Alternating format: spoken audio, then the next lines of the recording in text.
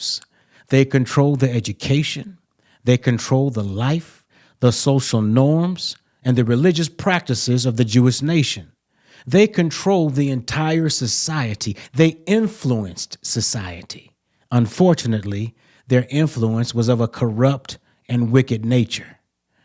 They were the dominant majority who controlled all aspects of power, status, and behavior of the society.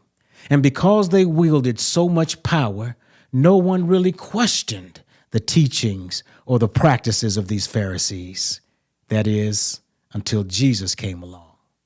When Jesus showed up, he began questioning and challenging everything that the scribes and Pharisees were saying and doing simply because their actions did not match their words. As we say in military terms, the audio does not match the video. And in their case, the audio did not match the video of what they were saying in comparison to what they were actually doing.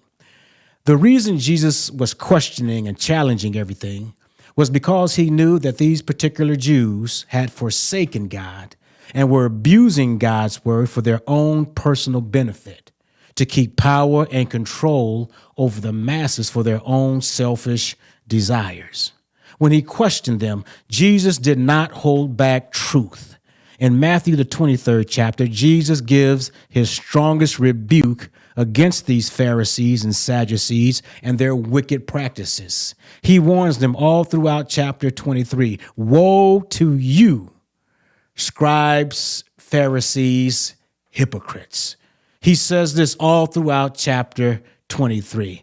These were people, these Jews, who told everyone that they were the guardians of the Jewish faith. They seated themselves in the most prominent seats of the government. They loved being honored and recognized with titles of importance and prominence.